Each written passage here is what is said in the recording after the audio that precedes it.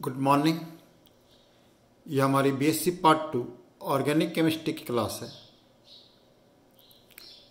इसमें हम अब तक कवर कर चुके हैं। देखो, spectroscopy, UV IR complete, alcohols, phenols, ethers, carbonyl compounds, और अब हमारा चैप्टर चल रहा है इसके अंदर कार्बोक्सिलिक एसिड्स।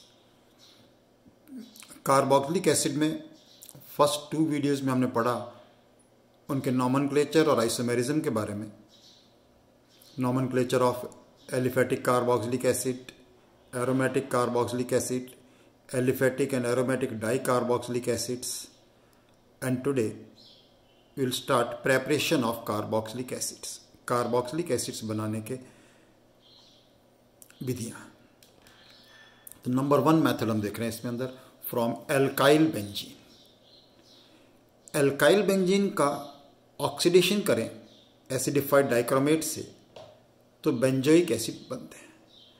अब देखिए इसके अंदर खास बात क्या है कि एल्काइल बेंजीन में जो एल्काइल ग्रुप लगा हुआ है, आर लिखा है इन जनरल मैंने, कितना ही बड़ा एल्काइल ग्रुप हो कितना ही छोटा हो, प्रोडक्ट इससे क्या बनेगा, एक कार्बन का बेंजोइक एसिड बनेगा। यानी यहाँ पर that is number of carbon at an alkyl group doesn't matter, irrespective अपन लिख सकते हैं, इररेस्पेक्टिव ऑफ साइज। अब इसके लिए 2 एसेंशियल कंडीशन है, लेकिन एसेंशियल कंडीशन क्या है कि यहां पर बेंजाइलिक हाइड्रोजन होना जरूरी है। It should have benzylic hydrogen. दूसरी चीज, बेंजाइलिक हाइड्रोजन की संख्या जितना ज्यादा होगी उतना ही ऑक्सीडेशन ज्यादा इजी होगा। तो 2 एसेंशियल कंडीशन है इसकी। Side chain should have benzylic hydrogen, और दूसरी कंडीशन है more the number of benzylic hydrogen easier will be the oxidation. अब मैं एग्जांपल लिख सकते हैं, कितनी भी एग्जांपल लिख सकते हैं कि प्रोडक्ट इसका केवल एक ही है, बेंजोइक एसिड। अगर मान लो 2 एल्काइल ग्रुप हैं तो दोनों किस में ऑक्सीडाइज हो जाएंगे, कार्बोक्सिलिक एसिड में ऑक्सीडाइज हो जाएंगे। चलो एग्जांपल्स देखते हैं कुछ। से वी हैव टॉल्यूइन। टॉल्यूइन का ऑक्सीडेशन हमने किया है एसिडिफाइड K2OCr7 से। प्रोडक्ट क्या बन जाएगा, बेंजोइक एसिड। टॉल्यूइन की बजाय हम लेते हैं, मान लीजिए, इथाइल बेंजीन। इथाइल बेंजीन का ऑक्सीडेशन करें एसिड। अब इसके अंदर 2 ग्रुप हैं, कोई फर्क नहीं पड़ेगा, इसका ऑक्सीडेशन हो जाएगा। लेकिन जो एक इंपॉर्टेंट क्वेश्चन बन सकता है वो क्या है कि किसका ऑक्सीडेशन ज़्यादा इजी होगा, टॉल्यूइन का या इथाइल बेंजीन का। अब इथाइल बेंजीन के पास 2 बेंजाइलिक हाइड्रोजन है जबकि इसके पास 3 है, तो टॉल्यूइन का ऑक्सीडेशन ज़्यादा इजी होगा इन कंपैरिजन टू दिस। एक और एग्जांपल लेते हैं, जैसे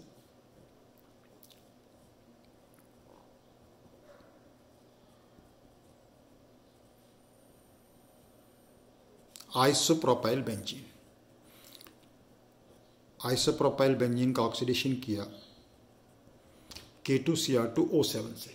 अब इसके अंदर केवल एक ही बेंजाइलिक हाइड्रोजन है, एक ही बेंजाइलिक हाइड्रोजन है, तब भी ऑक्सीडेशन होगा और प्रोडक्ट क्या बन जाएगा, बेंजोइक एसिड। एक और एग्जांपल लेते हैं, उससे बिल्कुल कंसेप्ट क्लियर हो जाएगा। मान लो हमने लिया टर्शरी ब्यूटाइल बेंजीन, और टर्शरी ब्यूटाइल बेंजीन का ऑक्सीडेशन किया एसिडिफाइड K2Cr2O7 से, टर्शरी ब्यूटाइल बेंजीन। अब टर्शरी ब्यूटाइल बेंजीन जब लेंगे हम, देखिए तो अब इसके पास कोई बेंजाइलिक हाइड्रोजन नहीं है, इसलिए नो रिएक्शन, ऑक्सीडेशन जो है इसका पॉसिबल नहीं होगा। अब इसमें हम ये क्वेश्चन ही बना सकते हैं, जैसे मान लो आपको 4 कंपाउंड दिए हुए हैं, से इसका नंबर हम देते हैं A, ये था B, और ये था C, और ये था D। इनको ऑक्सीडेशन के इजीनेस के घटते क्रम में लिखो, which will be oxidise easily and which will be oxidised less easily. तो उसका आंसर क्या हो जाएगा हमारे पास, A is more than B is more than C is more than D। D तो बल्कि क्या होगा, not oxidised at all, not oxidised. और ये हो गया इनका rate of oxidation. Rate of oxidation A का ज़्यादा होगा बी से, बी का ज़्यादा होगा सी से, और डी का ऑक्सीडेशन पॉसिबल ही नहीं होगा। ऐसा कारण क्या आ गया? कारण मैंने शुरू में बता दिया था। इसका क्या कारण है कि बेंजाइलिक हाइड्रोजन, ए में बेंजाइलिक हाइड्रोजन 3 है, बी में बेंजाइलिक हाइड्रोजन 2 है, सी में 1 है, और डी में एक भी बेंजाइलिक हाइड्रोजन नहीं है। इसी प्रकार हम और एग्जाम्पल लेके देख सकते हैं। कुछ और एग्जाम्पल लेते हैं, जैसे मान लो एक और एग्जाम्पल लिया हमने,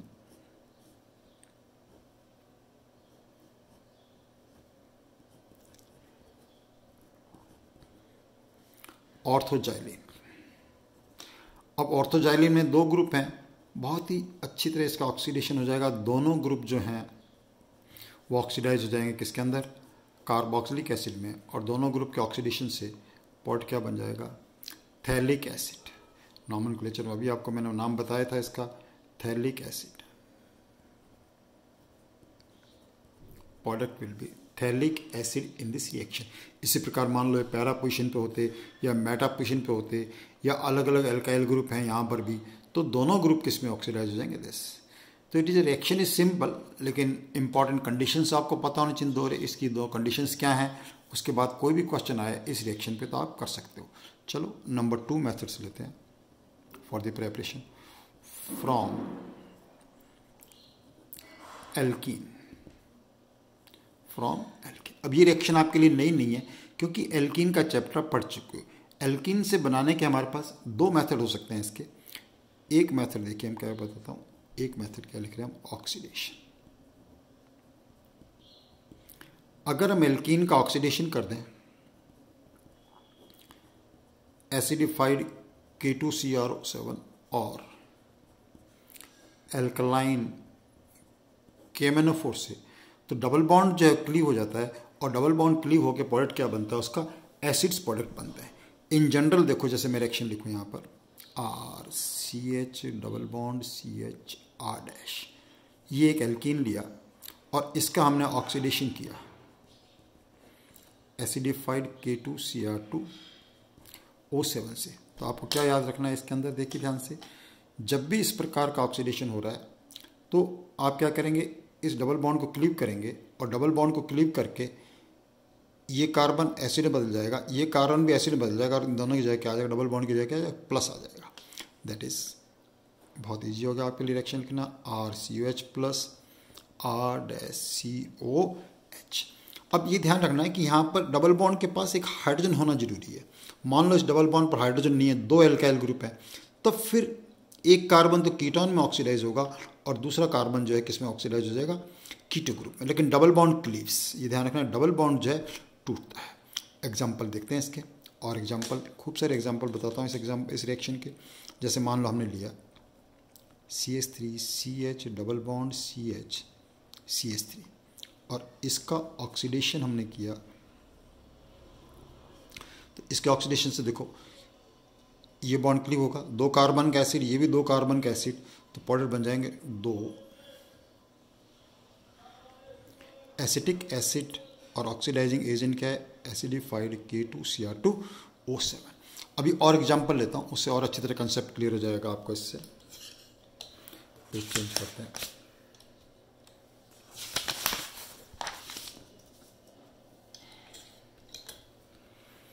इसी रिएक्शन के और एग्जांपल लेता हूँ। देखो CH3 double bond CH3,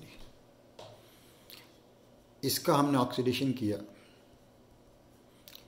acidified K2Cr2O7 से। अगेन ये बॉन्ड क्लीव होगा, लेकिन देखो यहाँ पर H नहीं है, तो H ने ऐसे नहीं कि इसको एसिड बदल दो। अब ये वाला ग्रुप तो किस में ऑक्सीडाइज होगा? कीटोन बन जाएगा इस कार्बन से, और ये कार्बन किस में हो जाएगा? एसिड में। तो प्रोडक्ट बन जाएगा इसके अंदर एसीटोन। ये एग्जांपल मैंने इसीलिए लिखा है कि ऐसा नहीं कि हमेशा ही आप डबल बॉन्ड तोड़ के लगा दो। डबल बॉन्ड क्लीव होगा, लेकिन यहाँ पर हाइड्रोजन होगा डबल बॉन्ड के पास, तभी क्या बनेगा? एसिड बनेगा, अदरवाइज एक कीटोन बन जाएगा। जैसे मान लीजिए साइक्लिक का एग्जांपल लेके बताते हैं आपको।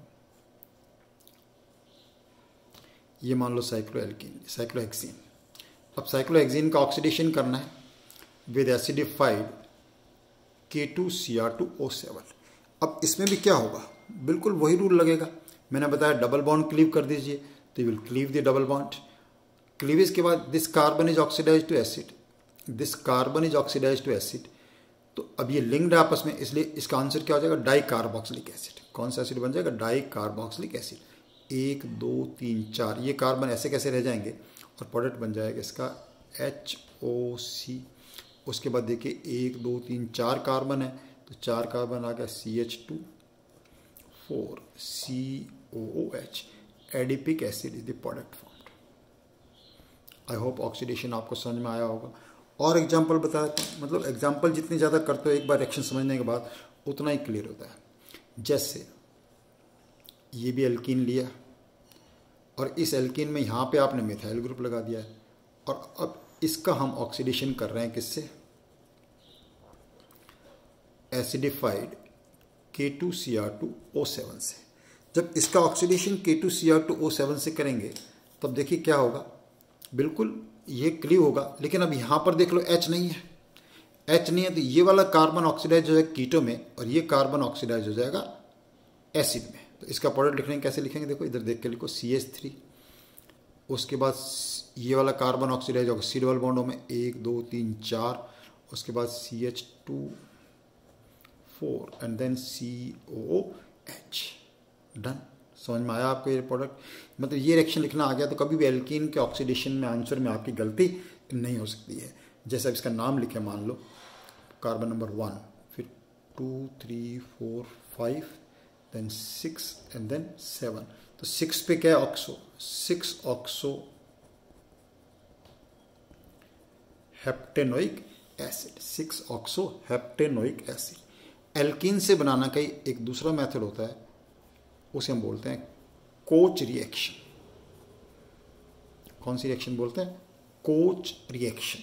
कोच रिएक्शन में क्या होता है, देखिए कि जो एल्कीन जो है उसकी रिएक्शन हम कराते हैं किससे, हाई टेम्परेचर और हाई प्रेशर से कैटलिस्ट फॉस्फोरिक एसिड के प्रेजेंस में कार्बन मोनोऑक्साइड और स्टीम से करवाते हैं।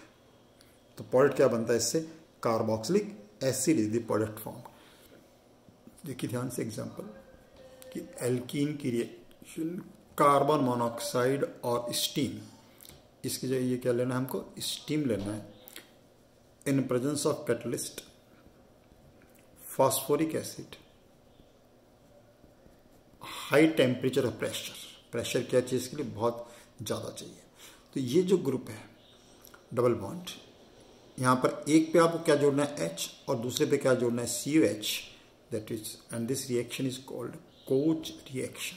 मान लो अगर मास अनसिमेट्रिकल एल्कीन है, अनसिमेट्रिकल एल्कीन है जैसे CH3 CH double bond CH2, और यही रिएक्शन हम उससे कर रहे हैं carbon monoxide water, same condition, high temperature और प्रेशर, फॉस्फोरिक एसिड, ये स्टीम है ही।